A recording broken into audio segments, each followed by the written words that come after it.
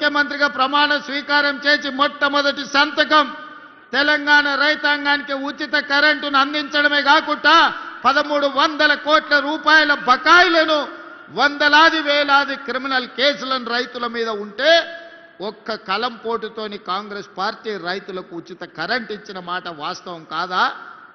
ఇలా ఉచిత కరెంటే కదా దేశానికి ఆదర్శమైంది. ఉచిత కరెంట్ అంటేనే కాంగ్రెస్ పార్టీ పేటెంట్ కదా. ఈనాడు ప్రతి రైతుకు ఉచిత కరెంటు అందుబాటులోకి వచ్చింది అంటే అది కాంగ్రెస్ పార్టీ ప్రవేశపెట్టిన పథకం కాదా ఈ దేశంలో?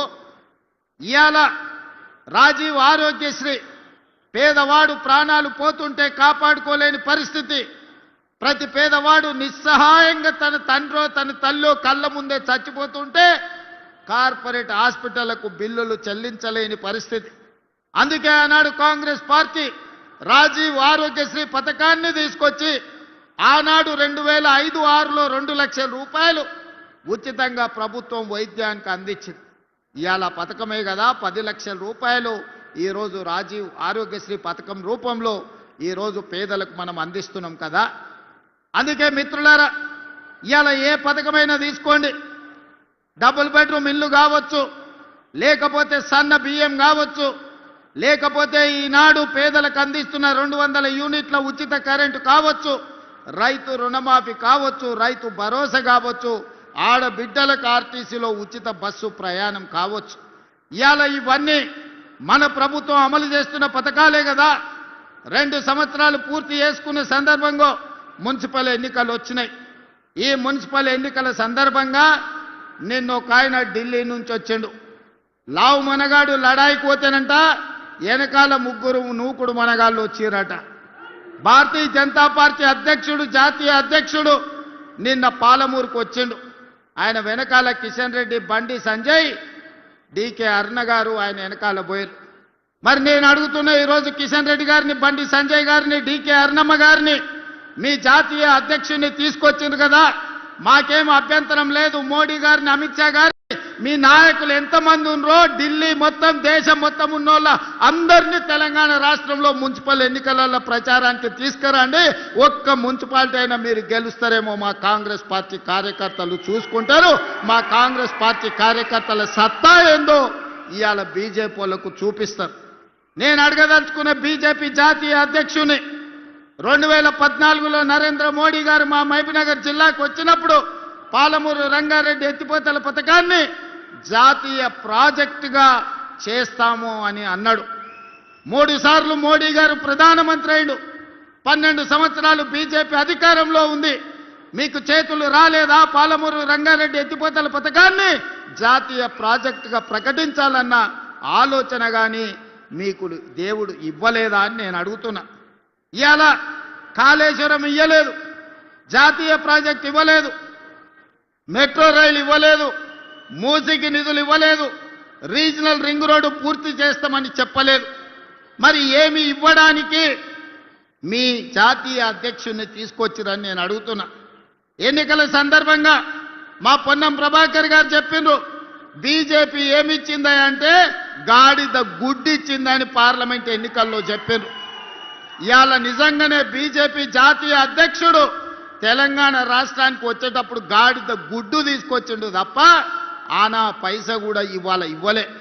ఏ మొహం పెట్టుకొని 12 ఏళ్ల తర్వాత కూడా నరేంద్ర మోడీ గారు ఇచ్చిన హామీ పాలమూరు రంగారెడ్డి ఎత్తిపోతల జాతీయ ప్రాజెక్టు ఇవ్వకుండా, మెట్రో రైలు 2వ విడత ఇవ్వకుండా, మూసీ ప్రక్షాళనకు నిధులు ఇవ్వకుండా, రీజనల్ రింగ్ రోడ్డును కట్టుకోవడానికి అనుమతులు ఇవ్వకుండా ఏ మొహం పెట్టుకొని ఇవాళ బీజేపీ వాళ్ళు ఇవాళ ఓట్లు అడగడానికి వచ్చిందని నేను అడుగుతున్నా.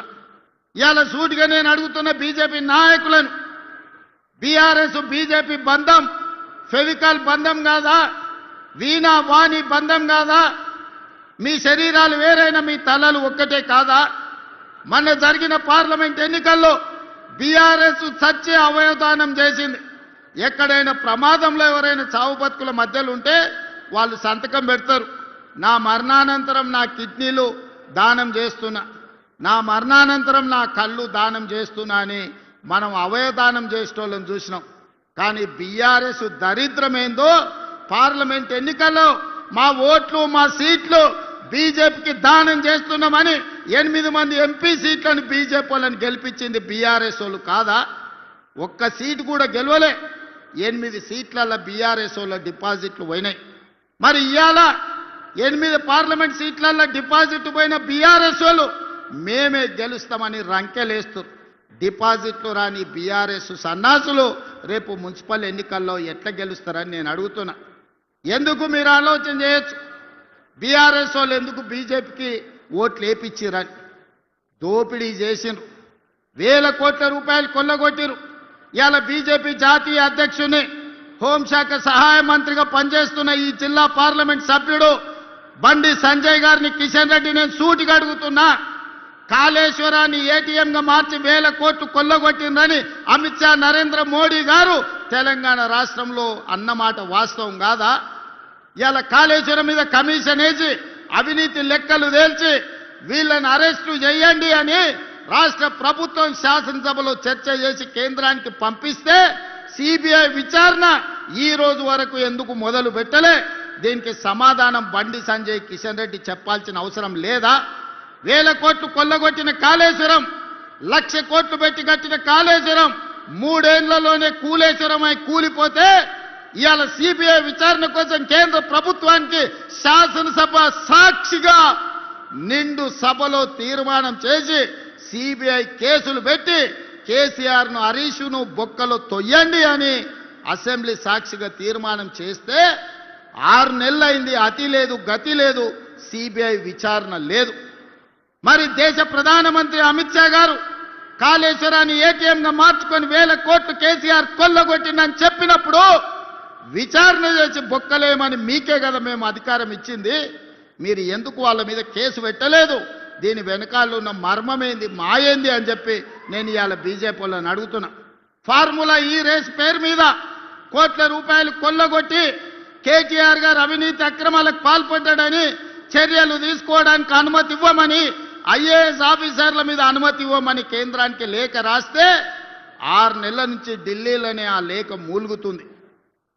ఒక పక్కన కాళేశ్వరంలో కేసీఆర్ హరీష్ను, ఫార్ములా ఈ రేసు కార్ల కుంభకోణంలో కార్ పార్టీ కేటీఆర్ను కాపాడుతున్నది బీజేపీ వాళ్ళు కాదా? ఇవాళ బీజేపీ బీఆర్ఎస్ బంధం రేపు మున్సిపల్ ఎన్నికలలో కూడా ఉంటుంది. ప్రత్యక్షంగా పరోక్షంగా కరీంనగర్ మున్సిపల్ కార్పొరేషన్లో బీఆర్ఎస్ బీజేపీ ఒకరికొకరు సహకరించుకొని కాంగ్రెస్ పార్టీని దెబ్బతీయాలని గూడుపుటాన్ని చేస్తున్న మాట వాస్తవం కాదా?